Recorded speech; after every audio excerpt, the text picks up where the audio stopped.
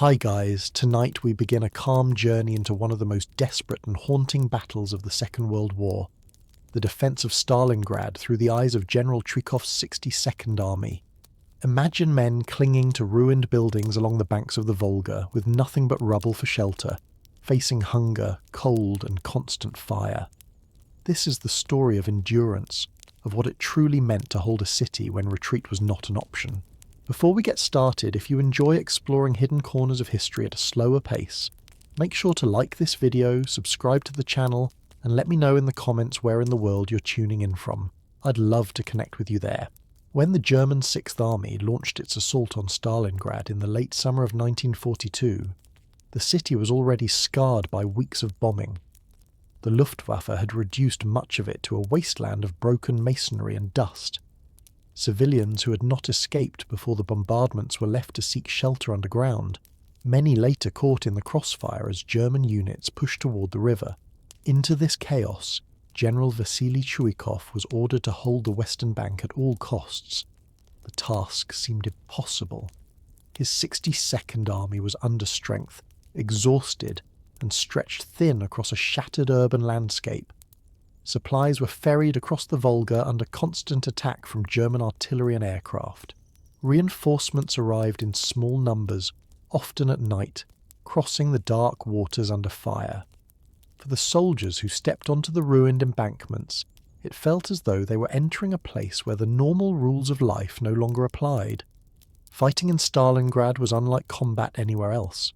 Streets were lined not with functioning houses but with gutted shells of buildings, their windows blackened with soot, their walls crumbling.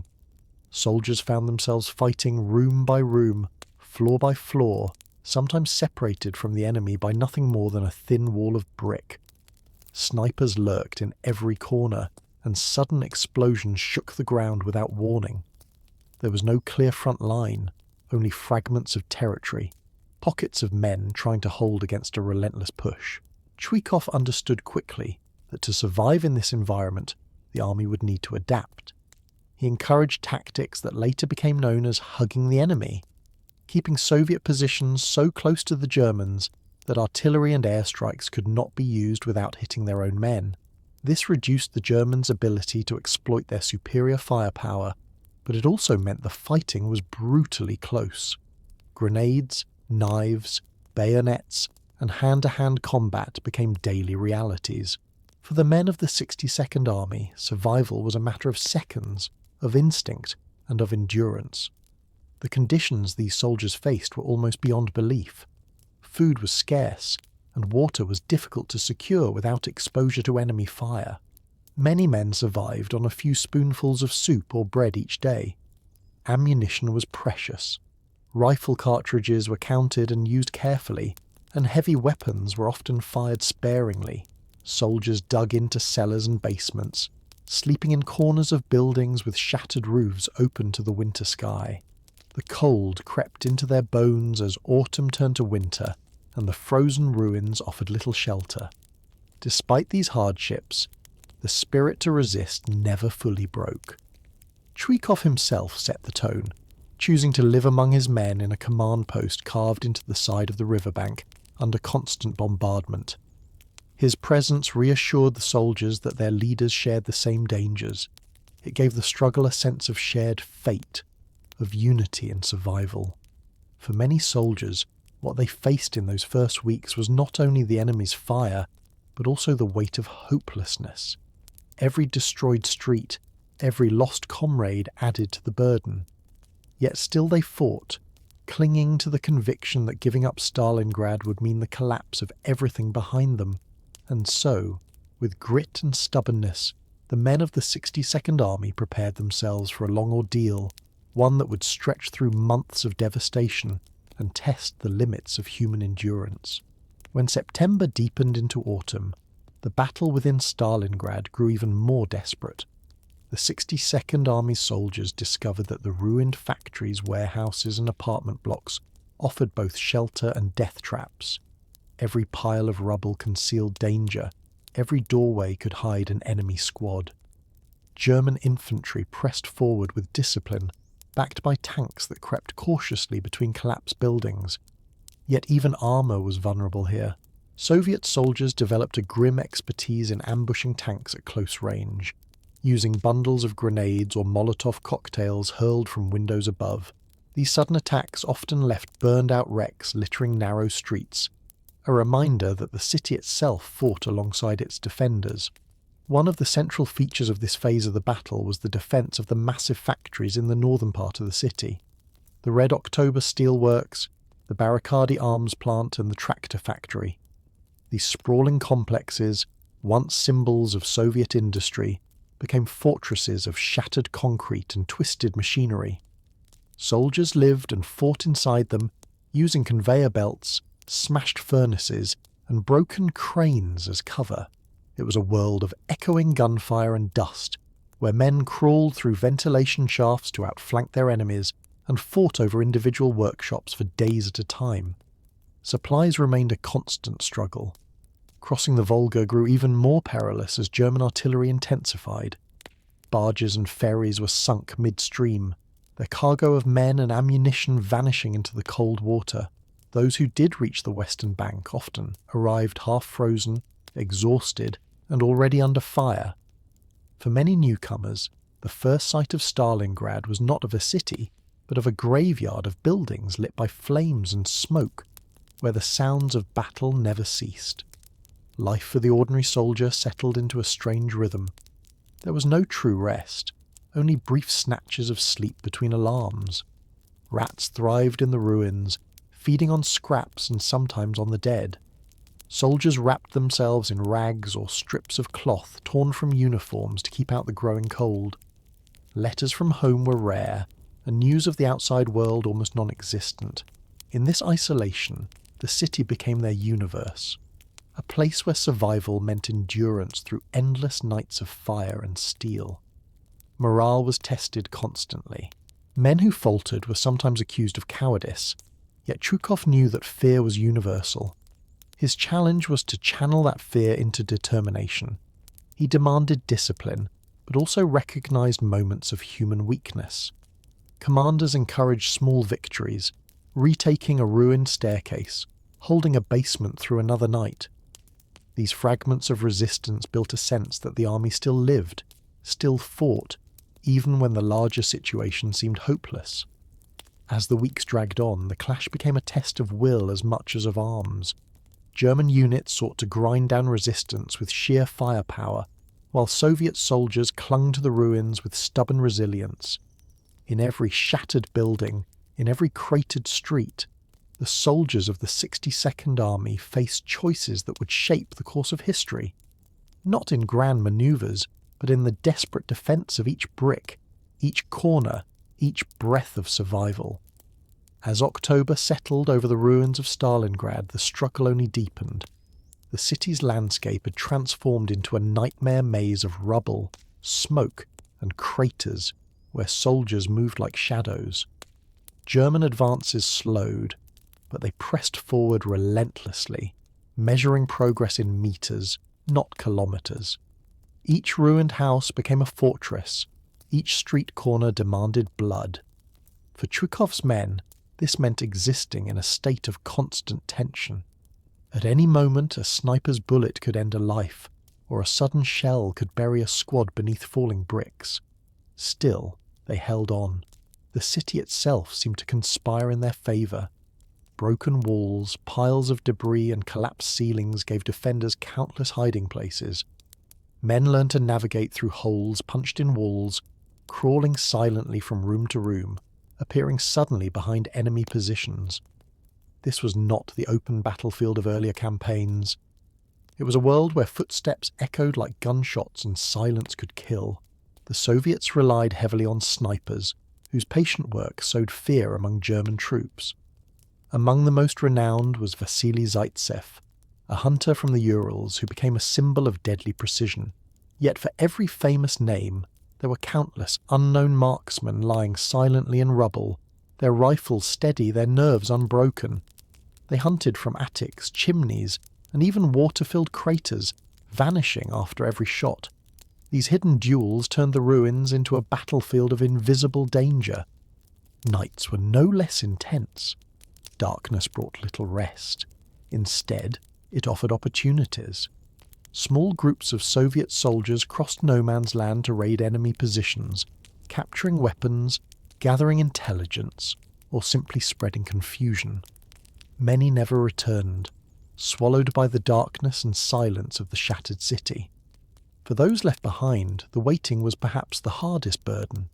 Listening to the crackle of distant gunfire, not knowing if comrades had survived, weighed heavily on exhausted minds. Hunger continued to gnaw at everyone. Meals were irregular and meagre, thin soup, scraps of bread, sometimes nothing at all. Men often scavenged what they could from abandoned buildings, though it was dangerous. Fires still smouldered in hidden corners, and sudden bombardments made even the simplest act of collecting water an ordeal. The Volga, their lifeline, froze around the edges as the temperature dropped. Crossing it became more dangerous but still essential. Every barrel of ammunition, every sack of flour had to be ferried under fire. Each successful crossing was a small miracle, a defiance of the odds. In these grim weeks, comradeship became the glue holding men together. Soldiers shared their last cigarettes, passed canteens, or gave up their only blanket so another could sleep. In moments of despair, a word of encouragement, a simple gesture of solidarity, was often the difference between endurance and collapse.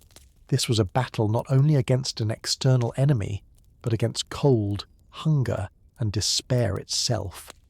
And yet, through all this, the 62nd Army endured piece by piece, holding Stalingrad not through strength of weapons alone, but through resilience of spirit. By mid-October, the soldiers of the 62nd Army were fighting not only for ground, but also for time. The German command expected a swift collapse, yet every day the ruins of Stalingrad denied them. For Chuikov's men, survival meant turning the broken city into a labyrinth of resistance. Streets no longer functioned as roads, but as killing zones, swept by machine gun fire and artillery.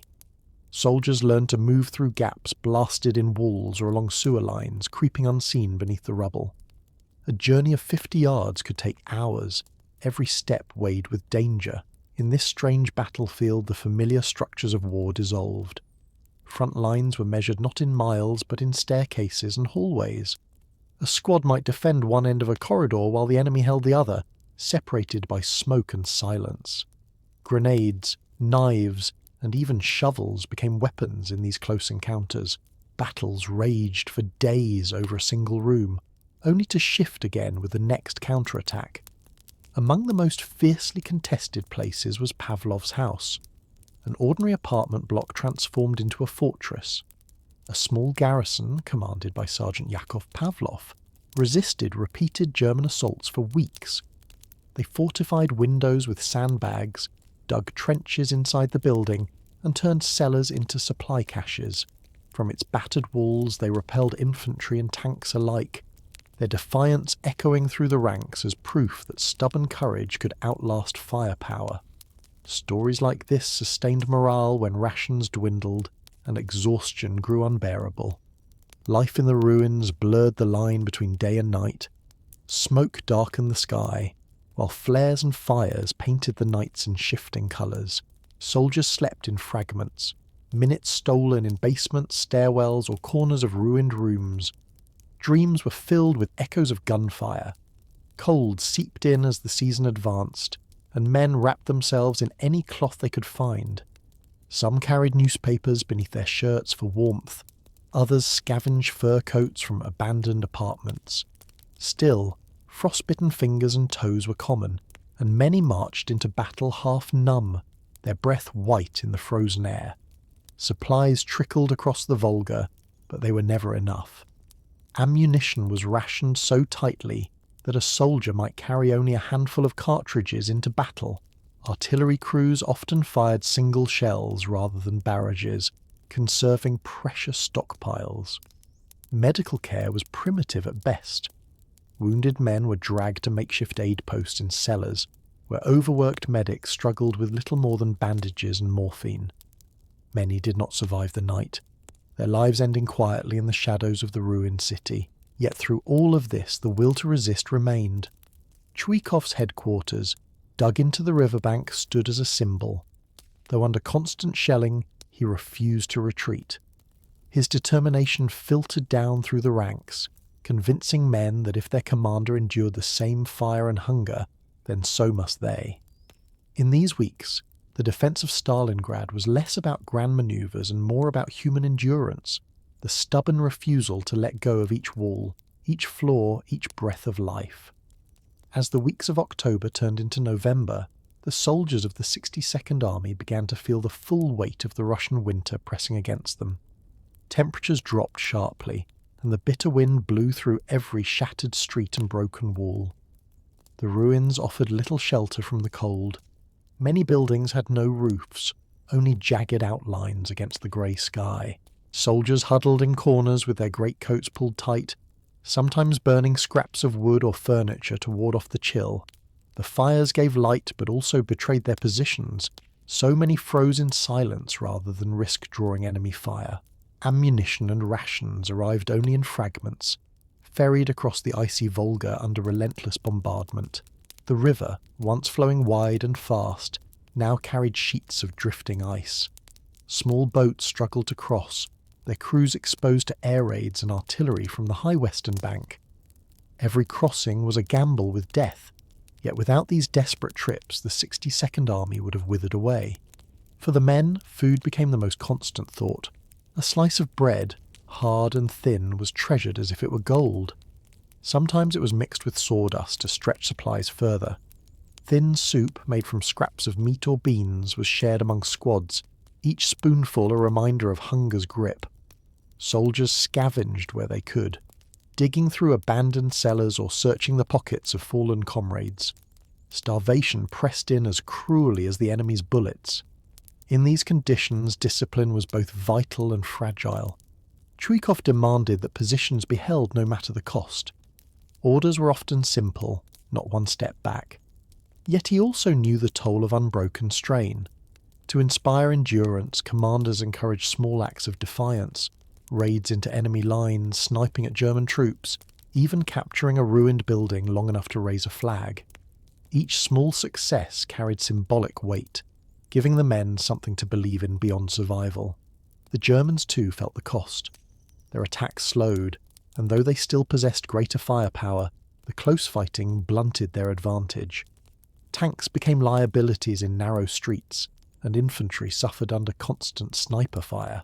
Frustration grew among their ranks as Soviet defenders clung to ruins that should have been easily swept aside. This frustration often led to even more brutal assaults, turning every skirmish into a struggle of exhaustion and willpower.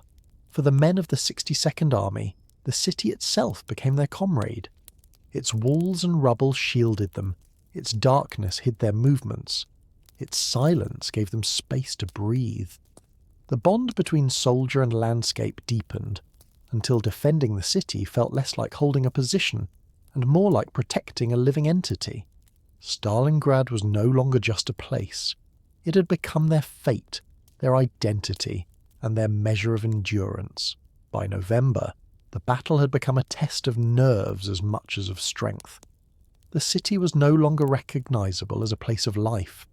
It resembled a landscape of bones, buildings stripped bare, streets filled with ash, trees reduced to blackened stumps. Soldiers of the 62nd Army lived like phantoms inside these ruins, slipping through shadows, speaking in whispers, always ready for the sudden crack of a rifle or the roar of artillery. Every hour carried the same question: could they endure one more day? Chuikov and his staff understood that the German plan relied on grinding down the last defenders, squeezing them against the river until there was nowhere left to fall back. To counter this, the Soviets adopted a philosophy of relentless resistance. Every soldier was told, the Volga is behind us, and beyond it, Russia itself. This idea was repeated so often it became less of an order and more of a truth. Retreat was unthinkable. Survival meant standing firm no matter the odds. One of the most grueling aspects of this time was the constant shelling.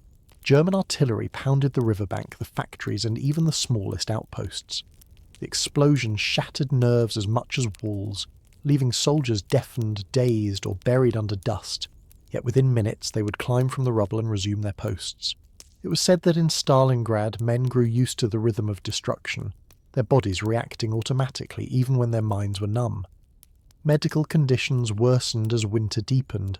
Supplies of bandages and disinfectants were nearly gone. Wounded men often remained with their units, their injuries hastily bound with strips of cloth. Fevers spread, and frostbite claimed fingers and toes. Still, many refused evacuation, insisting that they could hold a rifle or at least carry ammunition. The sense of duty was intertwined with the fear of leaving comrades short-handed. Nights grew longer, filled with eerie silences broken by sudden bursts of fire. Soldiers spoke of the city itself groaning under the weight of war, as if the stones remembered every blast. In such moments, companionship mattered most. A whispered story, a shared cigarette, or a short letter passed hand to hand gave warmth against despair. Some men carved icons from bits of wood, others scribbled poems in the margins of old newspapers. These small fragments of humanity were like candles in the endless dark. German forces, for all their power, found themselves frustrated by this endurance. They captured blocks only to lose them again, and every advance seemed to bleed them further. What was supposed to be a swift victory stretched into an ordeal they had not prepared for. The Soviets, though battered, discovered strength in simply enduring, knowing that with each day survived, the balance of the wider war might shift. And so, in the ruins along the Volga, men of the 62nd Army continued their grim vigil, weathering the storm with a stubbornness that refused to yield. As November wore on, the fighting inside the factories became a nightmare of endless echoes. The Barricadi and Red October plants were no longer functioning workshops, but mazes of twisted steel and broken walls. Great machines lay toppled like fallen giants, their gears and wheels serving as cover for snipers and machine gunners. Soldiers crawled across assembly floors littered with shattered glass, the clang of metal underfoot betraying every movement. Battles erupted suddenly, fierce and close, then subsided into tense silence, only to begin again hours later. The Germans pressed hard, determined to seize these industrial strongholds, yet each advance was met by counterattacks launched from shadows. For the Soviet defenders, every corner of these ruined halls became familiar, almost like the rooms of their own homes. They gave names to sections of floor or particular stairwells, and these names carried weight among the troops, markers of life and death. Holding the crane, the furnace, or the pit meant something tangible, a reminder that progress was measured not in kilometres but in steps. The air inside was heavy with smoke, dust, and the smell of scorched oil. Breathing became difficult, eyes stung, and coughing gave away positions. Still, men endured, clutching their rifles, their uniforms blackened with grime. The wounded were dragged behind rusted machines or into shallow dugouts cut into concrete floors, where medics worked with lanterns flickering in the gloom. Sometimes, when ammunition ran low, defenders hurled bricks, tools, or even their bare fists to repel attackers. Survival demanded imagination as much as strength. Outside the factories, the river crossings grew ever more perilous. Ice thickened along the banks, forcing boats to weave through frozen channels while under fire. The groan of the ice mixed with the thunder of artillery, creating a strange, haunting chorus that echoed across the night. Many boats never reached the western shore, swallowed by fire and water alike. Yet still, new soldiers came, their faces pale but determined, stepping into the inferno with little more than rifles and resolve. Among the defenders, stories spread quickly. Tales of small squads holding out against overwhelming odds were repeated like legends, giving shape to hope. Pavlov's house was only one of many such examples, but it became a symbol across the city. Soldiers whispered that if ordinary men could hold there, then any corner could be defended. Such stories lifted spirits when food was gone, when comrades fell, and when the cold sank deep into tired bones. Chuikov knew the value of these tales and encouraged them, understanding that belief was as vital as bullets. Through it all, the the city remained unbroken. The Germans continued to batter its carcass, but each blow seemed only to bind the defenders tighter to their ground. Stalingrad had become more than rubble and smoke. It was now an idea, and the soldiers of the 62nd Army lived and suffered inside that idea, determined to let it breathe another day. By late November, the men of the 62nd Army were living in a rhythm of exhaustion. Days and nights blurred together, marked only by bombardments and the echo of footsteps in the ruins. Sleep came in fragments, an hour in a cellar, a few minutes against a cold wall, before the next alarm dragged them back to the fight. The constant strain bent minds and bodies to their limits. Soldiers grew gaunt, their faces hollow, their eyes shadowed with fatigue. Yet their determination, fragile as it was, held them in place.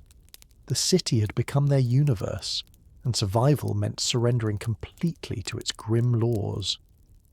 German offensives continued with ferocity.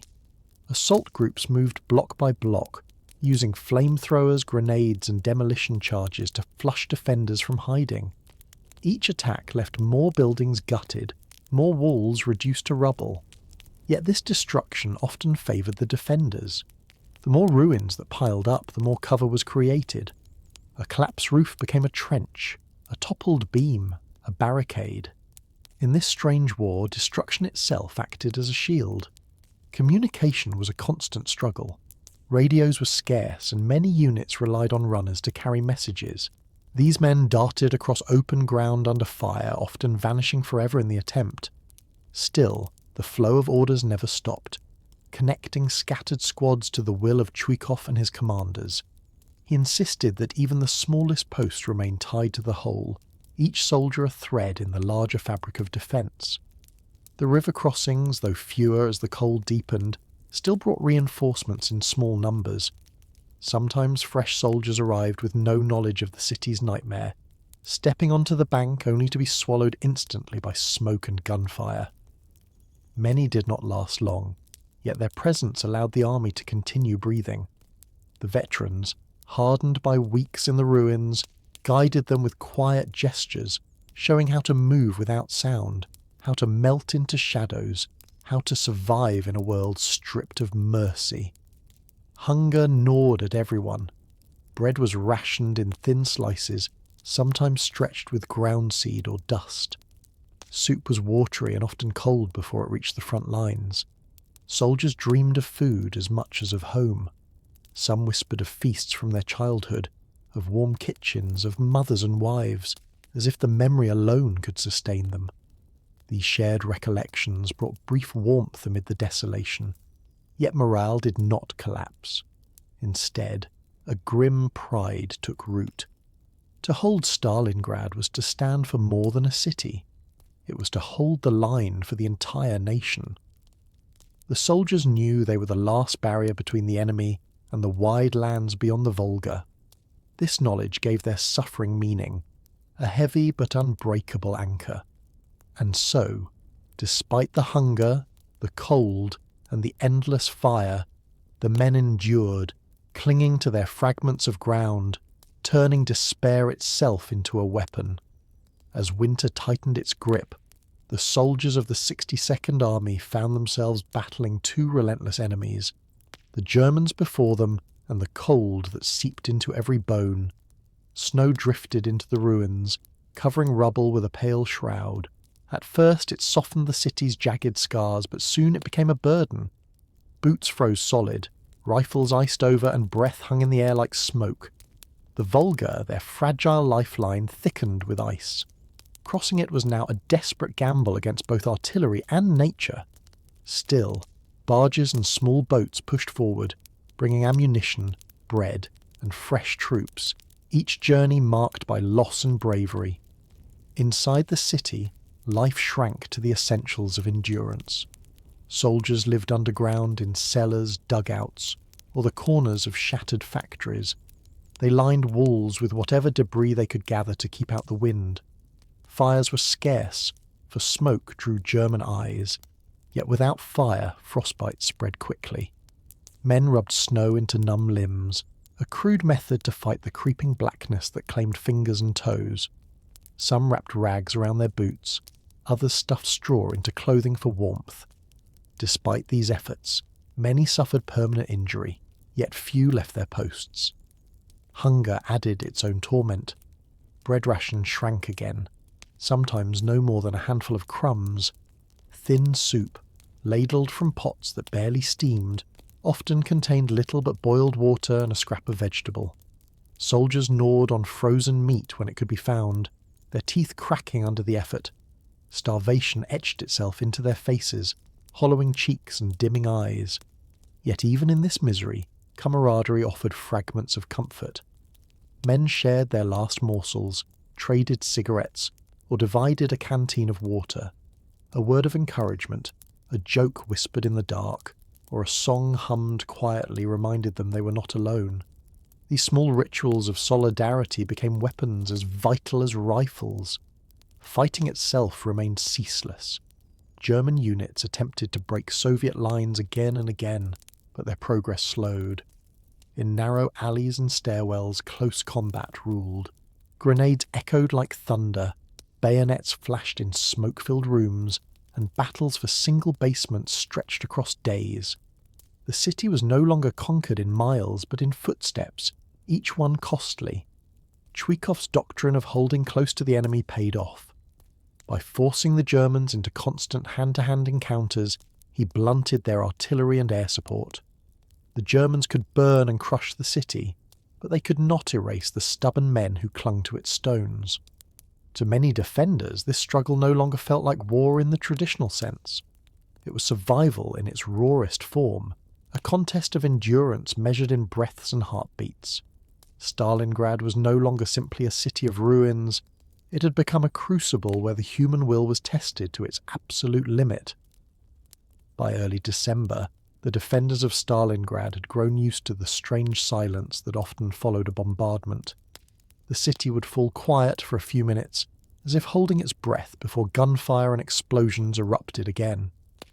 Soldiers learned to treasure those brief pauses, sitting still with rifles across their knees, staring into the drifting snow. In those moments, they could almost imagine the world beyond the ruins, a world of fields, villages, and warmth. But the next shell would always return them to reality.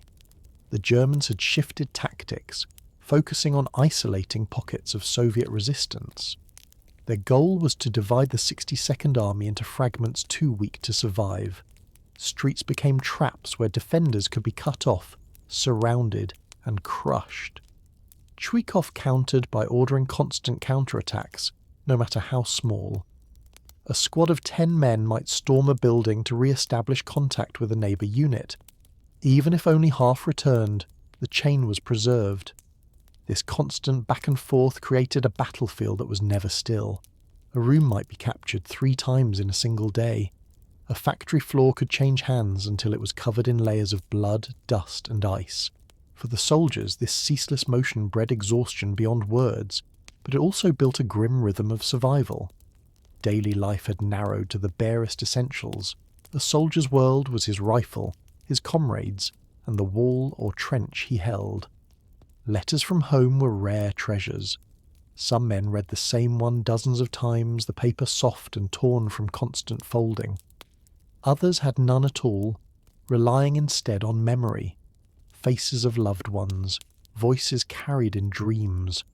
Such thoughts gave strength, but also sharpened the pain of distance. Winter nights were long and merciless. Fires could not be lit without risk, so soldiers wrapped themselves in rags, pressing close together for warmth. Snow sometimes drifted through cracks in the ceilings of their shelters, covering men as they slept. Waking meant shaking off a thin blanket of frost, stretching stiff limbs, and preparing once again for the endless routine of watch, fight, and wait. Despite all hardships, the will to resist did not collapse. The defenders began to sense that the enemy too was growing weary. German troops showed signs of fatigue. Their attacks lacked the earlier precision. Whispers spread that supplies were thin even on their side, that they too struggled against the cold. Such rumours encouraged the Soviets, feeding the belief that endurance itself could become victory. Chuikov reinforced this idea constantly. He reminded his soldiers that their task was not to win grand battles, but simply to survive, to hold on, to deny the enemy his triumph. Each day lived through was another step toward salvation. And so, the 62nd Army dug deeper into the ruins, accepting pain and hunger as the price of defiance, and waiting for the day when the tide might finally turn. As December deepened, the defenders of Stalingrad endured what seemed like an endless winter of fire and frost. The city was locked in ice, the Volga covered in drifting sheets that cracked and groaned under artillery strikes. Crossing the river became even more dangerous, yet without those crossings the 62nd Army could not exist. Barges crept over the frozen water at night, engines muffled, while soldiers rode silently through patches of broken ice. Many never reached the far bank, but enough succeeded to keep the flow of supplies alive, thin as it was. Inside the city, the cold shaped everything. Weapons froze, and men carried them under coats, or wrapped them in cloth to keep them functional. Water had to be hacked from ice or melted from snow. Fires could rarely be lit, so soldiers learned to drink it cold, feeling the chills spread through their bodies. Frostbite became a constant enemy. Toes blackened, fingers stiffened, faces blistered in the wind. Yet men still clutched their rifles, refusing to yield even as their bodies betrayed them. Combat remained savage and immediate. The Germans launched repeated assaults, determined to clear the last Soviet positions near the riverbank. Flamethrowers turned basements into infernos. Demolition charges collapsed entire buildings onto their defenders. Still, the Soviets clung to the ruins. Chuikov had ordered that no ground be surrendered without blood, and his soldiers carried out this grim command.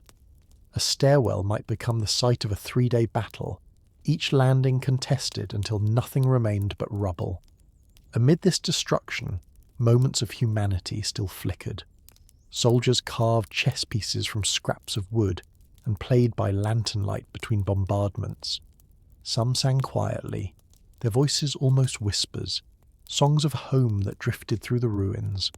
Others shared stories of their villages, of fields and rivers far from the Volga, reminding each other of a life beyond the war. These fragments of normality gave strength against despair. Rumours of change began to stir as well. Whispers spread that Soviet forces outside the city were preparing a counter-offensive. Though details were scarce, the mere thought that relief might come brought renewed determination. Men began to believe that their sacrifice was not in vain, that their endurance was buying time for something larger. The Germans, too, showed signs of strain. Their attacks lacked momentum, their troops moved with weariness. Though their firepower remained overwhelming, they could not break the will of the defenders. Stalingrad had become a trap, binding both armies in a struggle of attrition. For the men of the 62nd Army, survival was still measured in hours, in breaths taken between bombardments. Yet the thought that the tide might soon turn gave them a new kind of strength, a quiet, stubborn hope forged in the frozen ruins of the city. By mid-December, the defenders of the 62nd Army sensed that the battle around them was no longer just about survival, but about momentum. Whispers carried through the ruins that Soviet forces outside the city had launched a great counter-offensive. Though the soldiers inside Stalingrad had no clear news, fragments of rumour suggested that the German army was being surrounded. This possibility lit a small flame in exhausted hearts. Until then, every day had felt like clinging to the edge of a cliff, but now there was a sense that perhaps they were not only holding on, they were part of a larger turning tide. The fighting inside the city did not lessen. If anything, it grew more intense as the Germans pushed desperately to finish the job. Their assaults came in waves, hammering at the riverbank, the factories, and the last strong points. Yet something had shifted. Where once the defenders had fought with nothing but grim stubbornness, now they fought with the thought that they might actually outlast the enemy. This belief, fragile though it was, changed everything. Life in the ruins still carried its heavy burdens. Soldiers scavenged constantly, searching for food among the wreckage. Sometimes they boiled leather straps or chewed frozen horse meat. A piece of bread was shared like treasure, crumbs carefully divided among comrades.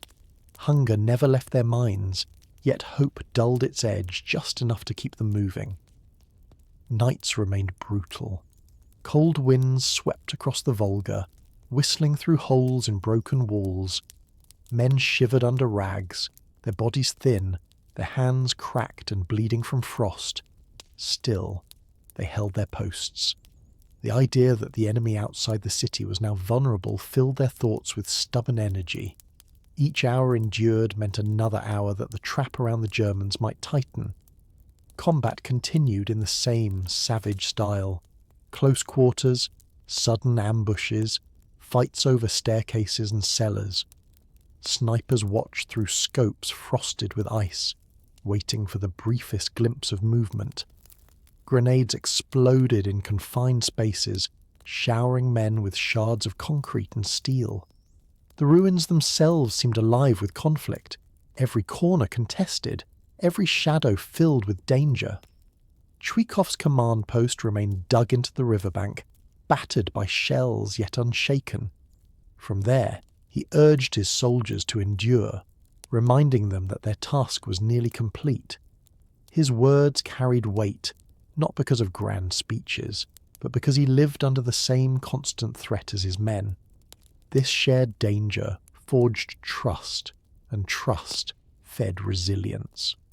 For the soldiers, Stalingrad had ceased to be just a city. It had become a symbol carved into their very existence. They no longer thought of retreat, only of endurance. With the faint light of hope now piercing the smoke, they clung to their positions with renewed determination, ready to outlast both the cold and the enemy pressing against them. As the year drew toward its end, the soldiers of the 62nd Army marked time not by calendars but by the endless rhythm of battle. December nights were long and merciless, the cold cutting through every layer of clothing, the silence broken only by sudden bursts of fire. For many, the ruins of Stalingrad had become the only world they knew, a world where hunger, frost, and fear were constants. Yet beneath the exhaustion, a quiet conviction had taken root. They were no longer merely surviving, they were holding the enemy in place while the wider war began to shift. German forces continued their assaults, though the signs of strain were clear. Soldiers of the Wehrmacht moved more slowly, their attacks less coordinated. Whispers among the defenders spoke of supply shortages and of battles raging outside the city that pinned the enemy down. Whether these rumours were entirely true did not matter. They gave the exhausted defenders reason to believe that their suffering carried purpose. Inside the factories and ruined blocks, combat never ceased. The Barricadi plant became a fortress of broken steel and concrete. German troops hurled themselves against its defenders again and again, only to be thrown back. The Soviets fought with whatever they had: rifles, grenades, even improvised weapons torn from the wreckage. A wrench swung in desperation, a shard of glass gripped like a knife. Every tool was turned into an instrument of survival. Life in the ruins remained harsh beyond words. Food was scarcer than ever. Soldiers boiled snow for water, chewed on scraps of leather, or gnawed frozen bread too hard for their teeth. Frostbite spread, blackening fingers and toes. Yet men endured, refusing to abandon their posts. They drew strength from each other, from stories of comrades who had held firm against impossible odds. Camaraderie became the last defence against despair. A cigarette shared in silence, a song hummed beneath breath, or a brief moment of laughter reminded them they were still human. These small rituals gave warmth when the city offered none. Chuikov remained steadfast, his presence a symbol of stubborn defiance. He continued to demand that every position be held, but his soldiers knew he endured the same bombardments, the same hunger. That bond of shared suffering bound army and commander tightly together. For the men, Stalingrad was no longer a battlefield to be won or lost. It was destiny itself, a place where endurance meant victory. And so, in the frozen final weeks of 1942, the 62nd Army clung to the ruins with hands numbed by frost and hearts hardened by resolve, waiting for the day when their suffering might finally break the enemy pressing against them. As the final days of December arrived, the men of the 62nd Army passed into the new year with little sense of celebration. The only fireworks were the bursts of artillery, the only music the crack of rifles echoing across the ruins. Yet in their hearts there was a fragile spark of endurance, a sense that time itself had become their ally. For months they had been told to hold, and now the whispers of a larger Soviet counteroffensive outside the city gave weight to their suffering. Still, within Stalingrad, the fight remained brutal and immediate. The Germans pressed hard against the riverbank, hoping to crush the last pockets of resistance before the trap around them fully closed. Chuikov soldiers answered with counterattacks, striking suddenly from cellars and ruined stairwells, ambushing patrols in alleys where snow and smoke mingled in a blur of white and grey. The fighting often seemed endless. A building might change hands multiple times in a single day, its walls scarred with bullet holes, its staircases piled with debris. Soldiers moved cautiously through doorways, aware that death might wait a few feet away. In these tight spaces, grenades were more useful than rifles, and knives or bayonets often delivered the final blow. It was warfare stripped to its rawest form, where survival meant instinct and speed. The cold remained a constant torment. Soldiers wrapped themselves in rags, newspapers, and scavenged clothing. Some stuffed straw into their boots, others tied bits of rope around frozen shoes to keep them intact. Frostbite was rampant, but evacuation was nearly impossible. Wounded men were often treated in basements with little more than bandages and whispered encouragement. Many stayed at their posts, unwilling to abandon comrades even when pain consumed them. Hunger deepened as well. Bread rations dwindled to almost nothing, and soldiers fought over crumbs. A pot of thin soup passed around among 10 men became a feast. Some boiled snow not only for water, but in hope that it might fill their stomachs for a few minutes. The starvation was crushing, yet the will to endure remained. What sustained many was not food or warmth, but comradeship. Soldiers leaned on each other for strength, sharing memories of home, repeating promises that they would survive together. Even laughter, rare and fleeting, carried immense power. A joke whispered in the dark or a song hummed beneath breath could ease the crushing silence between bombardments. Chuikov himself remained defiant, issuing orders from his dugout near the river. His message was simple: the city must hold. His determination became the backbone of his men. They saw in him not just a commander, but a fellow survivor of the storm. And so, as 1942 ended, the 62nd Army faced another year not with despair, but with the quiet, unyielding belief that their endurance was reshaping the war itself. The first weeks of January brought no relief from hardship, but they carried a different weight. The soldiers of the 62nd Army could feel the Germans weakening. Their assaults lacked the energy of autumn, their movements slower, their fire less overwhelming. Though the defenders remained cold, hungry, and exhausted, they sensed that the tide outside the city was turning. Rumours reached them that German forces were now trapped, cut off from supplies. The thought gave strength where food and warmth could not. Fighting continued in the same brutal pattern. German units tried again and again to seize the last Soviet positions near the river, but each attempt was met with defiance. A squad might hold a basement for days, emerging only when ammunition ran out. Others defended stairwells, fighting step by step until the walls were blackened with smoke. These contests rarely brought decisive gains, but they drained the enemy's spirit. For the defenders, holding ground became less about survival alone, and more about knowing that every hour endured tightened the noose around their enemy. Life in the ruins carried on with grim monotony. Soldiers woke to the sound of shell fire, moved cautiously through shattered streets, and scavenged constantly for food. Bread was still scarce, and many subsisted on watery soup or scraps of frozen meat. Hunger hollowed faces and left men weak, yet they clung to their rifles with stubborn resolve. Cold continued to wound as much as bullets. Frostbite spread unchecked, and medics had little to offer beyond rough bandages. Still, soldiers refused to leave. To abandon their comrades was unthinkable. Camaraderie remained their greatest weapon. They shared cigarettes, blankets, and memories. A word of encouragement whispered in the dark could lift spirits more than a ration of bread. In these bonds, men found the strength to carry on through another night of fire. Chuikov urged his army to endure, reminding them that relief was coming. His dugout shook daily from bombardments, but his presence near the front inspired confidence. He was not a distant commander. He lived the same hardships as his men. That solidarity bound the army together in defiance. The Germans, once so confident, were now showing cracks. Their attacks slowed, their losses mounted, and whispers of desperation spread among them. For the 62nd Army, each passing day was a victory. The city remained in ruins, but it was theirs, and holding it meant that history itself was beginning to bend in their favour. By mid-January, the battlefield of Stalingrad had become a frozen wasteland where both armies clung to survival.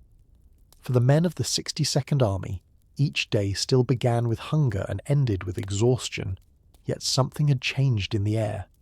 The thunder of artillery no longer carried the same certainty of German dominance. Instead, the defenders sensed desperation in the enemy's fire, a frantic effort to break free of the tightening ring surrounding them. Outside the city, Soviet armies were closing in, sealing the German 6th Army inside Stalingrad. Within the ruins, Chuikov's soldiers felt this shift not through official reports, but through the enemy's behaviour. German patrols grew less aggressive, their attacks lacked coordination, and captured prisoners spoke of dwindling supplies. For the defenders, these fragments of evidence were enough to confirm what they had long hoped. The enemy was weakening. Life remained a torment of cold and hunger. The Volga was now a sheet of ice, difficult to cross even at night. Supplies still trickled through, but every delivery was costly. Soldiers wrapped themselves in rags, stuffing straw into boots to fight the frost. Frostbite scars marked nearly every unit. Despite this, men clung to their posts, often too weak to march yet unwilling to leave their comrades. Food was almost non-existent. Bread rations were thinner than ever, and many men boiled frozen horse meat or chewed on dried peas. Hunger haunted their dreams, but hope dulled the sharpest edges. They told each other that the end was near, that every hour survived meant 1 hour closer to victory. Combat did not stop. Skirmishes raged in cellars, stairwells and factories, but the defenders no longer felt only desperation. They fought with the grim knowledge that the enemy was trapped with them, suffering the same cold, the same shortages. In some moments, they even pitied the Germans, though never enough to stop resisting. Chuikov continued to lead from his riverbank dugout, battered but unshaken. His orders were clear: no surrender, hold the line, endure. The soldiers obeyed, not out of blind duty but out of shared conviction that their ordeal was shaping the outcome of the war. The ruins of Stalingrad had become more than a battlefield. They were a symbol, carved in ice and blood, of resilience against overwhelming odds. And as January wore on, the men of the 62nd Army realised that the city they had refused to abandon might soon become the grave of the very enemy that sought to destroy it. Late January brought the defenders of the 62nd Army to the edge of both exhaustion and triumph. The city around them was silent in places where once constant fire had raged, but the silence was not peace. It was the sound of an enemy collapsing. German soldiers, once confident in their advance, were now trapped in the ruins, starving, freezing, and cut off from escape. For the Soviets, this transformation felt surreal. For months they had lived as shadows clinging to rubble, and suddenly the weight of battle began to shift in their favour. Yet survival was still harsh. Hunger tormented the defenders every hour. Bread was almost gone, rations measured in crumbs, Soldiers boiled snow for water and chewed frozen scraps of whatever they could find. Some spoke of food constantly, listing dishes from their childhood as if the memory alone could fill their stomachs. Cold punished them no less. Fingers cracked and bled, faces burned with frost, and bodies weakened from malnutrition. Still, no one abandoned their posts. They had endured too much to falter now. The fighting that remained was fierce but fragmented. German units launched desperate attempts to break through, but their strength was fading. Many carried little ammunition, their movements sluggish, their eyes hollow. Soviet soldiers noticed and drew grim encouragement. For the first time, they were not merely resisting, they were pressing back. Chuikov's orders reflected this change. He urged his soldiers to maintain pressure, to seize opportunities, to tighten the grip on the trapped enemy. Still, he cautioned against recklessness.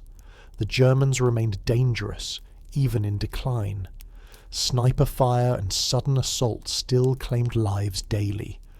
The ruins remained a place where death waited in every shadow. Yet morale had shifted. Soldiers who once whispered about survival now spoke quietly about victory. The idea seemed almost impossible after so many months of suffering, but it grew stronger with every passing day. They looked to the frozen Volga, to the smoke-filled horizon, and imagined a future beyond Stalingrad. Camaraderie deepened in these final weeks. Comrades leaned on each other, sharing warmth, stories, and the last scraps of food. A soldier too weak to fight was carried by others. A wounded man was not abandoned. These bonds, forged in hunger and fire, became as unbreakable as the walls they defended. Stalingrad was no longer simply a city. It had become a testament to endurance. And as the enemy weakened before their eyes, the men of the 62nd Army prepared for the final act of the struggle that had consumed their lives. As the last days of January arrived, the soldiers of the 62nd Army sensed the battle reaching its climax. The city, already shattered beyond recognition, lay under a heavy blanket of snow and smoke. Fires still smouldered in the ruins, sending columns of black into the frozen sky. But the thunder of German assaults had grown faint. The once unstoppable enemy now clung to survival, scattered in pockets across the rubble. For the defenders, this reversal felt almost unreal. They had endured so long that the idea of victory seemed like a dream, yet every hour confirmed that the balance had shifted. German prisoners captured in skirmishes told the same story: hunger, cold, and despair. Some admitted they had no food for days, living on scraps of horseflesh or nothing at all. Others spoke of officers who no longer inspired confidence, of units reduced to a fraction of their strength.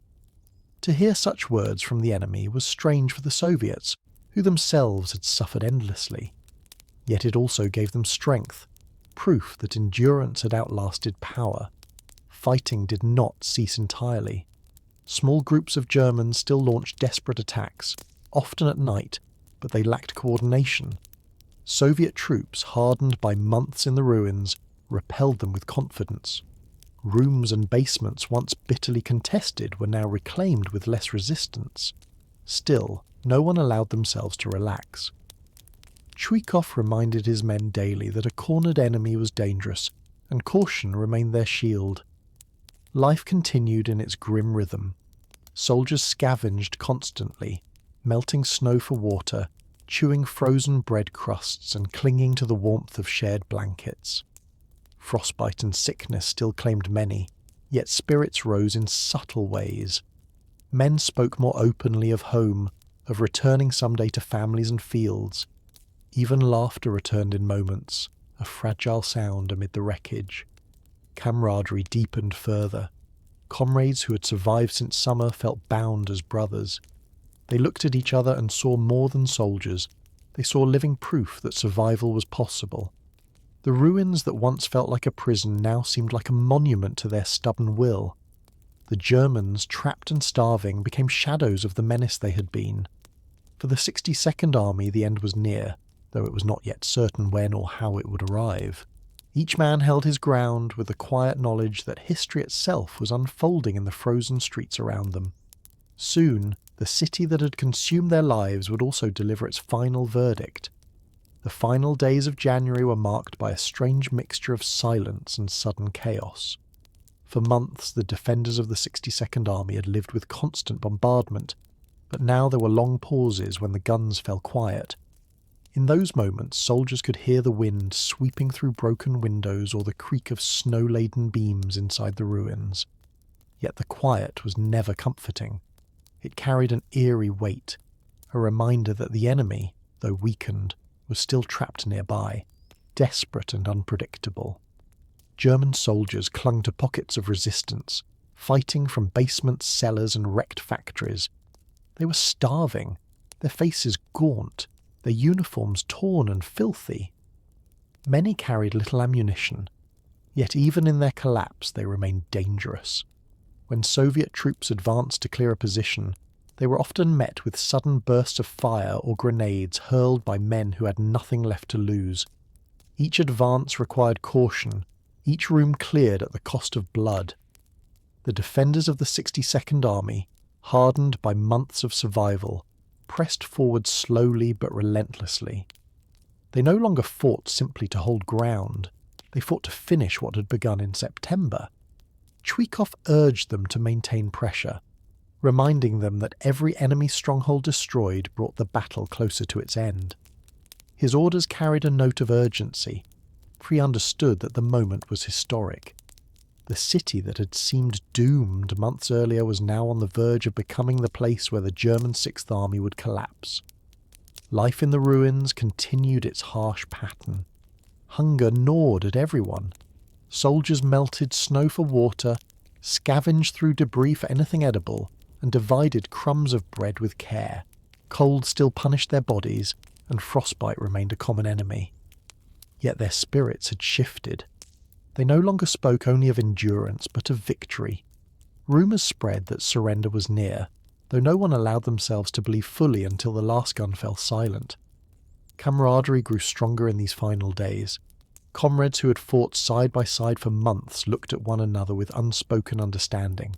They had survived the impossible together, and now they would see the end together. Even as shells still fell and bullets still cut the air, men began to imagine the future beyond the ruins.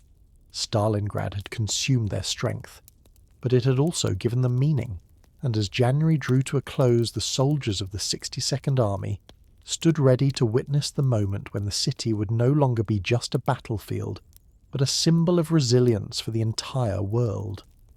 The last days of January slid into February with an air of finality. The defenders of the 62nd Army had endured 5 months of constant struggle, and now the city itself seemed to hold its breath. Snow lay heavy over the ruins, muffling sound, yet in the distance came the occasional rattle of gunfire as pockets of German resistance fought on. The once mighty 6th Army was trapped, broken into fragments, its soldiers starving, freezing and surrounded. For Chuikov's men, the transformation was astonishing. They remembered September, when the Germans surged with confidence and overwhelming firepower. Now those same forces crouched in cellars, too weak to advance, clinging to the last scraps of ground. Still, danger lingered. Clearing the city required brutal, methodical work. Soviet soldiers advanced room by room, basement by basement, wary of sudden ambushes. Some Germans, desperate and resigned, fought with savage determination, unwilling to surrender. Others raised white flags, their eyes hollow, their bodies frail. For the defenders, it was strange to see enemies who had once seemed unstoppable reduced to shadows of themselves. Yet no one allowed pity to weaken resolve. Each step forward carried the weight of months of suffering, and each captured stronghold felt like justice earned. The conditions for the defenders remained punishing. Hunger still gnawed at them daily. Supplies were better than before, but never plentiful. Soldiers chewed on frozen bread, shared thin soup, and waited for relief that still felt distant. Cold winds cut through every layer of clothing, leaving frostbite scars on hands and faces. Many were too weak to walk far, but their spirits carried them through the final push. Chuikov himself stayed in his dugout near the river until the very end, refusing comfort while his men still suffered. His presence remained a symbol of shared endurance. Soldiers who caught glimpses of him felt reassurance, as if their suffering had meaning because it was shared from top to bottom. In these days, camaraderie reached its deepest level. Men who had survived since autumn felt bound for life, their friendships forged in hunger and fire. They leaned on one another, shared the last scraps of food, and promised that if they lived, they would never forget what they endured together. And then came the realization that the end was near. Word spread quietly that the German commander had asked for surrender. Though fighting continued in scattered corners, the defenders felt the weight lifting. For the first time in months, they allowed themselves to believe that the ordeal was nearly over. The ruins of Stalingrad, once a place of despair, were about to become the stage for one of the greatest turning points in history. On the morning of February 2nd, 1943, the battle that had consumed Stalingrad for half a year finally reached its end. For the soldiers of the 62nd Army, the moment came quietly at first. Reports spread through the ruins that the German commander, General Paulus, had surrendered. Men who had grown used to endless bombardment and gunfire suddenly found themselves in an eerie silence. They waited for the familiar crash of shells, but it did not come. Instead, snow fell softly over the wreckage, blanketing the city in white. For many defenders, it was hard to believe. Victory had been spoken of in whispers, but after months of despair, it seemed almost unreal. Slowly, confirmation arrived. Groups of German soldiers emerged from basements and cellars, shivering, starving, their weapons cast aside. They were led away under guard, their hollow faces revealing the price of their own ordeal. Soviet soldiers, themselves gaunt and exhausted, watched in silence. There was no triumph in their eyes, only a heavy sense of survival. They had endured hunger, cold, and constant danger. Now the enemy that once seemed unstoppable stood broken before them.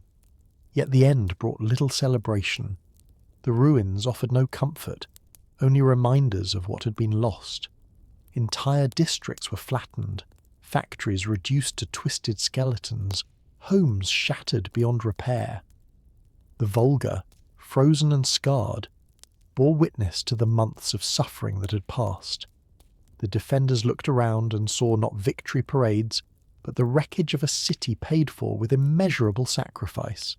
Still, a sense of quiet pride filled the ranks. They had done the impossible. They had held the line when retreat was not an option, and their endurance had helped turn the course of the war. For the men of the 62nd Army, the end of the battle was not a moment of joy, but of relief, a release from constant strain. They thought of comrades who would never see this day, of homes far away, of warmth and food waiting somewhere beyond the ruins. Chuikov, their commander, remained with them, sharing their exhaustion. His presence during the hardest days had given them strength, and now his calm acknowledgement of their endurance carried more weight than any speech. As February began, the city was silent except for the sound of wind through broken walls. The battle was over, but its memory was carved into every stone and every survivor. For the defenders, Stalingrad was no longer simply a place on a map. It was a part of their very being, a testament to suffering and resilience that the world would never forget. The end of the battle did not mean the end of hardship for the soldiers of the 62nd Army. When the guns finally fell silent in early February, the men looked around and saw a city that no longer existed in any recognizable form. Stalingrad was a skeleton of itself. Streets buried under rubble, buildings reduced to hollow shells, factories standing only as twisted frameworks. Smoke still curled from hidden fires, and the stench of death lingered in the air. For the survivors, victory felt heavy, for it was built on the ruins of everything they had known. Soldiers walked cautiously through the silence, unable to shake the habits of war. Every corner had been a threat for so long that even without gunfire they moved with rifles ready. The enemy was gone, yet the fear remained etched into their nerves. Slowly, the realization sank in. They had endured, and the enemy had not. Still, survival had come at a terrible cost. Out of the tens of thousands who had defended the city, only a fraction remained. Faces were gaunt, bodies thin and frail. Many carried wounds that would never fully heal, scars etched into their flesh as reminders of each desperate day. Frostbite left blackened fingers and toes, hunger had weakened muscles, and exhaustion haunted every step. Yet their spirits held, for they had stood against the strongest force the enemy could muster and had not broken. Daily life after the battle was strange. With no more attacks to repel, the soldiers faced silence that felt almost foreign. They searched the ruins for supplies, gathered wood for fires, and cared for the wounded as best they could. Some helped bury the dead, comrades and enemies alike, laying them to rest in the frozen ground. Others simply sat in quiet, staring at the snow, their minds too tired to process the magnitude of what they had lived through. Chuikov remained among them, calm and steady, acknowledging the cost as well as the victory. His men respected him not for speeches, but for having shared their ordeal. They had seen him live under the same bombardments, endure the same hunger, and now they trusted his quiet resolve. The defenders of the 62nd Army knew that their suffering had meaning. They had held Stalingrad not only for themselves but for their country and for history. The city was in ruins, yet it had become a symbol, proof that endurance could outlast power. And as they prepared to leave the wreckage behind, the soldiers carried with them the knowledge that they had been part of something greater than themselves, a struggle that would echo across the world for generations to come. In the weeks after the German surrender, the soldiers of the 62nd Army remained in Stalingrad, surrounded by the devastation they had helped to create and to endure. The city was unrecognizable. Streets that once bustled with life were buried beneath mountains of rubble. Factories stood like skeletons of steel, and entire districts were nothing but ashes. Snow and ice covered the ruins, muting the scars of battle but never hiding them. For the defenders, walking through these remains was like wandering through a graveyard. Every corner held memories of comrades lost. Every shattered wall recalled days of desperate fighting. Survival itself felt strange in this silence. For months they had lived in a constant rhythm of fire and fear. Now, without the roar of guns, many soldiers struggled to adjust. They still moved cautiously, rifles at the ready, as if expecting an ambush from behind every shadow. Habit had carved itself deep into their bones. Even sleep came uneasily, for dreams were filled with echoes of the battle they had endured. Food supplies improved slightly after the fighting ended. Supply barges and trucks arrived more regularly, bringing bread, meat, and warm meals. Yet hunger had left its mark. Men devoured rations with a ferocity born of months of deprivation. Their faces, hollowed by starvation, slowly began to regain strength, though some carried lasting weakness from the long ordeal. Medical care too improved, but scars remained. Frostbite had claimed fingers, ears and toes. Wounds treated hastily in cellars now demanded proper care. Many soldiers bore injuries that would follow them for life. Still, they considered themselves fortunate simply to have survived. Chuikov continued to lead with the same quiet determination. He praised his men not with grand speeches but with acknowledgments of their endurance. To them, his presence symbolized the shared struggle that had carried them through the darkest months. His words reminded them that they were part of something larger than survival. They had changed the course of the war. News from beyond the city confirmed this. Across the Soviet Union, word of Stalingrad's victory spread like fire. It was hailed as the turning point, proof that the enemy could be stopped, proof that sacrifice could shape destiny. For the weary defenders, this knowledge gave meaning to their suffering. They had lived through hell, and their endurance had become a symbol for millions. As February stretched on, the men of the 62nd Army stood among the ruins, not yet ready to leave. They understood that Stalingrad was no longer only a city. It was a monument to sacrifice and resilience, a place where history had been carved into stone and memory, and though they longed for home, they knew that a part of themselves would always remain there, bound forever to the frozen ruins where they had endured the impossible. As February wore on, the defenders of the 62nd Army began to grasp the larger meaning of what they had endured. For so long, their world had been confined to cellars, stairwells, and ruined factories. Now, as reports filtered in from beyond the city, they learned that Stalingrad was being hailed across the world as a turning point. Newspapers called it the grave of the German Sixth Army, the place where the invincible had been broken. For the exhausted soldiers standing among the rubble, this knowledge was both humbling and strange. They had not felt like heroes. They had felt like survivors, clinging to life one day at a time. Yet history was already shaping them into something greater. The aftermath brought challenges of its own.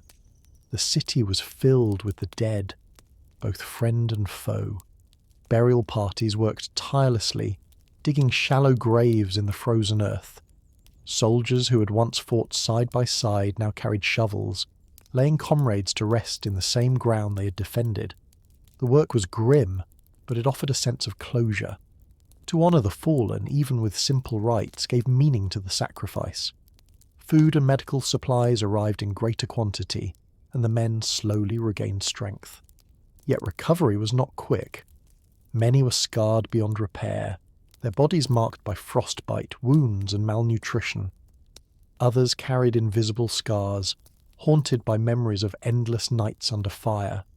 Some could not sleep without hearing the echo of bombardments, others startled at sudden noises, their nerves still raw.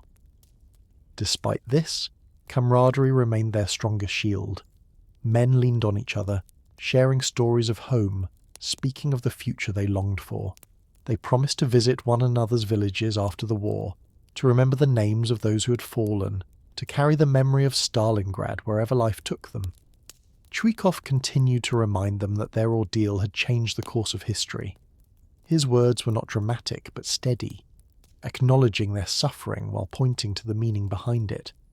For the soldiers, hearing this from a man who had lived through the same bombardments gave reassurance. They believed him because they had seen him endure alongside them. Beyond the Volga, the wider Soviet armies advanced, driving the enemy westward. For the men of the 62nd Army, this knowledge was a source of quiet pride. They had been the wall that held firm until the tide could turn. Stalingrad was still in ruins, but its meaning now stretched far beyond its broken streets. And for the weary defenders, that meaning was enough to give their suffering a sense of purpose, a reminder that sometimes survival itself is the greatest victory.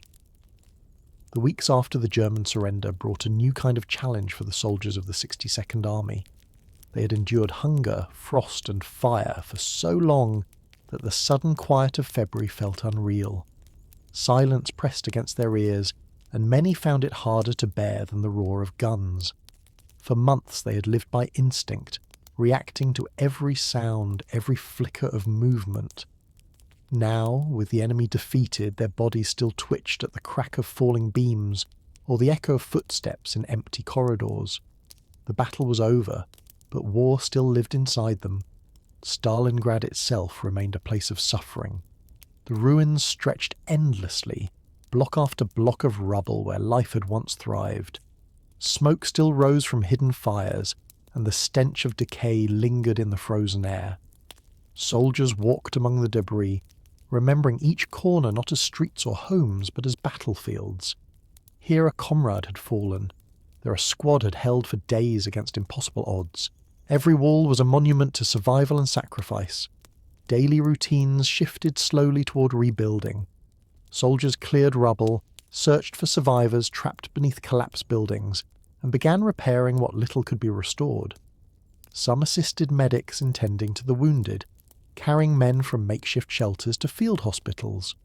Others buried the dead, comrades and enemies alike, in frozen ground. The work was heavy and grim, but it gave direction to lives that had known only battle. Food supplies improved, though hunger remained familiar. Warm meals reached the front lines at last, bringing relief to men who had forgotten the taste of anything beyond thin soup or frozen bread. Even so, many ate cautiously, their stomachs weakened by months of deprivation.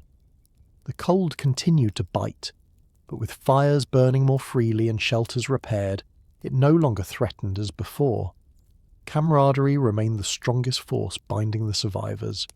Men shared memories of the worst days, laughing quietly at stories that once had been desperate struggles. A frozen ration dropped in the snow became a tale retold with humour. A night spent huddled in a collapsed cellar became a shared legend. These stories gave them a sense that they had endured something larger than themselves, something history would remember. Chuikov, calm and unpretentious, guided his soldiers through this transition. He reminded them that though the battle was over, their duty continued. The enemy was not yet defeated across the wider war, but Stalingrad had proven that they could stand, endure, and overcome. For the weary men, these words carried weight. They had seen the invincible broken, and they now believed nothing was beyond reach. As February turned toward March, the city remained a graveyard, but within its ruins flickered the first fragile signs of renewal, and the unshakable pride of men who had endured the impossible. As March approached, the soldiers of the 62nd Army began to feel the slow shift from mere survival to reflection. The battle was over, yet its echoes filled every ruined street. Walking through Stalingrad meant reliving months of terror. Every corner held a memory, every broken wall a story. Soldiers pointed out places where comrades had fallen, staircases where days of desperate fighting had taken place, cellars that had once been their only refuge. For the men who had endured, the city itself was a living monument to sacrifice. Life remained harsh, though easier than before. Supplies flowed more steadily across the Volga, bringing food, fuel, and clothing. Soldiers who had lived on crumbs now received bread and warm meals, though their bodies, weakened by hunger, required time to recover. Many suffered lingering illness, their immune systems battered by months of deprivation. Frostbite wounds demanded treatment, and countless men carried permanent injuries. Yet with nourishment and warmth, the army slowly regained strength. The silence that now blanketed the city was both a blessing and a burden. For months, every sound had meant danger. Now, in the absence of gunfire, soldiers often startled at the creak of timber or the crash of falling rubble. Some could not sleep without waking suddenly, expecting bombardment. The habits of war clung tightly, refusing to fade.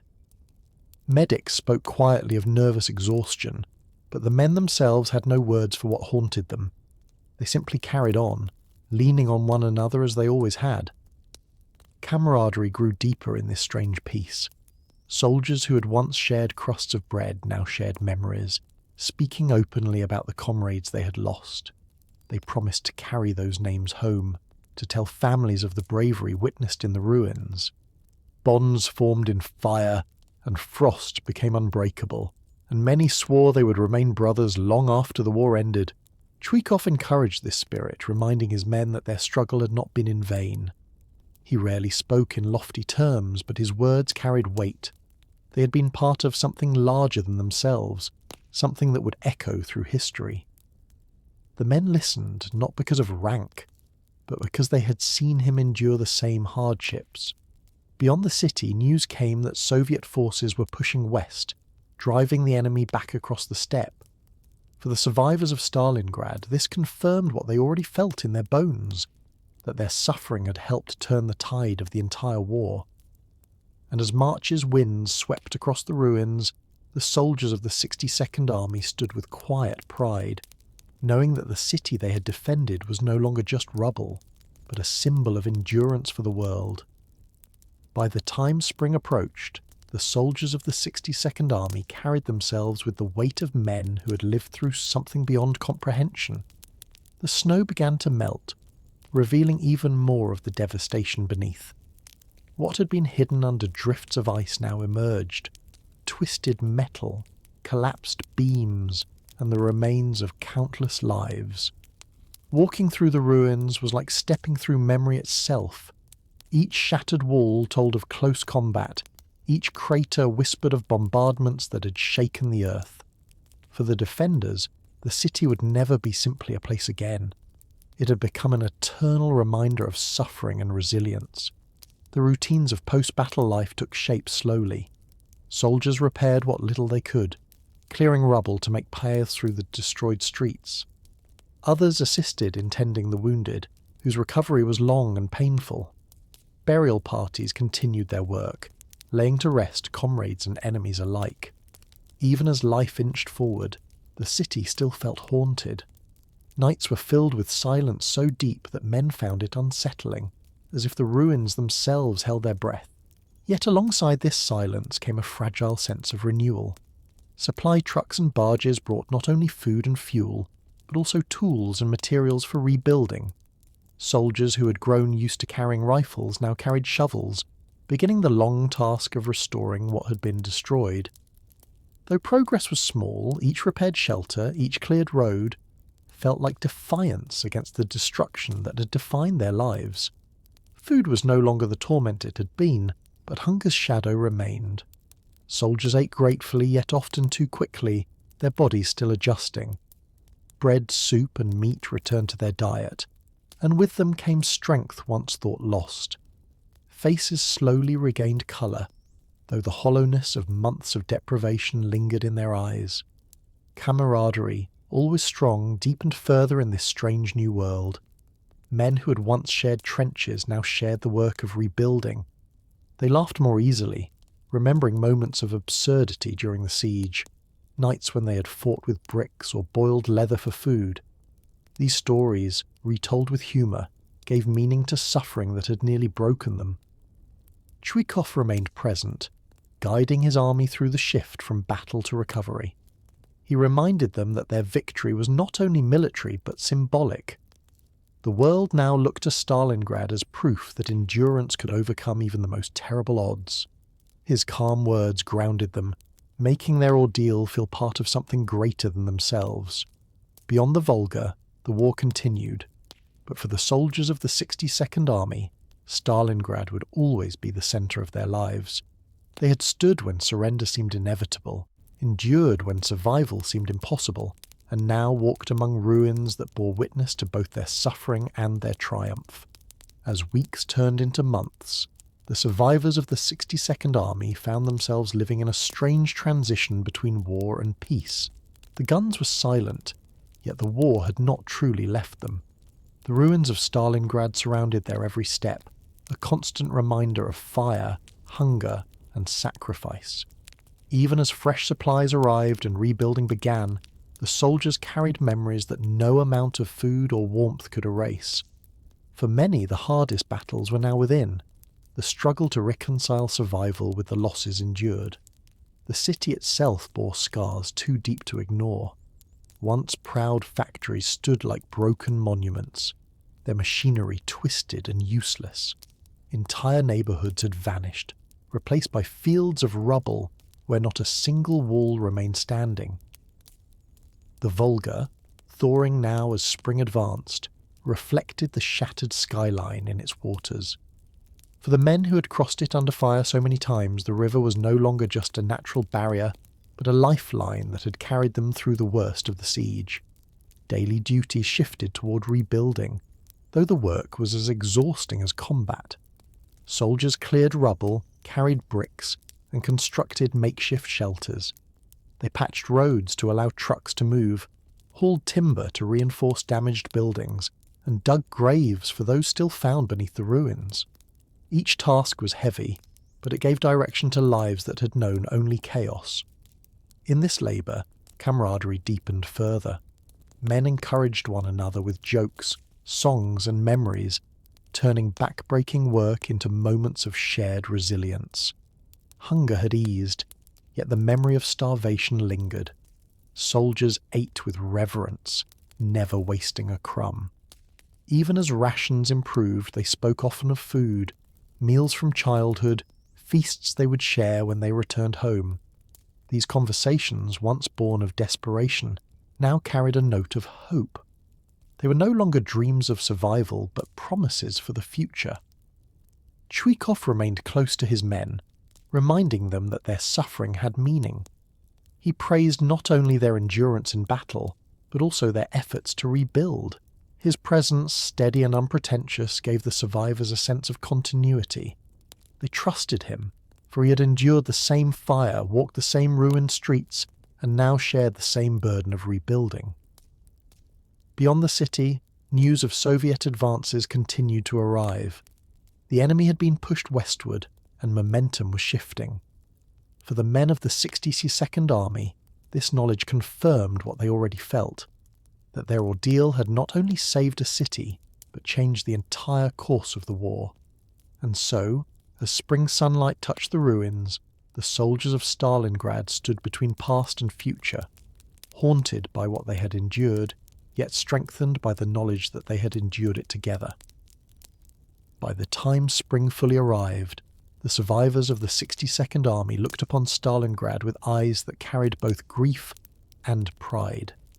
The snow had melted, exposing even more of the devastation.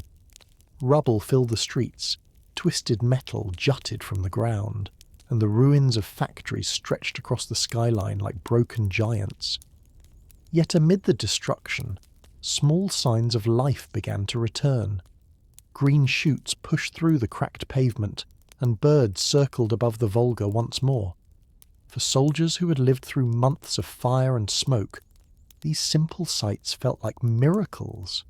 The men moved between duties of rebuilding and reflection. They hauled debris, repaired walls, and cleared paths, but every task reminded them of what had been lost. They could not walk through a street without recalling a comrade who had fallen there, or a night when they had clung to life in the same ruins. Stalingrad was both their victory and their wound, a place that would never leave their memories. Daily routines now carried less fear but no less weight. Food was regular at last, warm meals filling stomachs that had been empty for so long. Still, soldiers ate slowly, carefully, as if unwilling to believe that hunger would not return. Medical stations treated the wounded, though many injuries could not be fully healed. Frostbite scars and shattered bones remained visible, and many men knew they would carry reminders of the siege for the rest of their lives. Emotional scars were harder to see. Some soldiers startled at sudden noises, their bodies reacting as if under fire. Others dreamed of bombardments, waking in cold sweats. Yet they found comfort in one another, sharing stories and laughter that turned even the darkest memories into bonds of survival. Camaraderie was their strongest medicine, the thread that kept them whole. Chuikov remained steadfast, walking among his soldiers, acknowledging both their endurance and their losses. He spoke of their role in history, not with lofty speeches, but with simple truths. They had endured the worst the enemy could bring, and they had triumphed. His words carried weight because they were born of shared suffering. Beyond the city, Soviet forces advanced westward, and the defenders of Stalingrad knew their sacrifice had opened that path. The world now spoke of their battle as the turning point of the war, but for the men who had lived it, the meaning was more personal. Stalingrad was the measure of their endurance, the proof of their unity, and the symbol of survival against all odds. As spring warmed the ruins, they stood together with quiet pride, knowing that the story of their city would echo far beyond the Volga, carried into history by the strength of those who refused to break. As spring unfolded fully across the Volga, the soldiers of the 62nd Army prepared to leave behind the city that had defined their lives. Stalingrad was no longer a battlefield, but neither was it truly a city. It stood as a vast ruin, scarred by months of fire and steel, yet alive with meaning that reached far beyond its shattered streets. For the men who had endured within its walls, departure brought a strange mix of relief and sorrow. They longed for home, for families and villages, for fields untouched by war. Yet leaving Stalingrad felt like leaving a part of themselves behind, for their blood, sweat, and tears had soaked its stones. The survivors carried themselves with quiet dignity. Their uniforms were tattered, their bodies thin, but their eyes held the weight of endurance.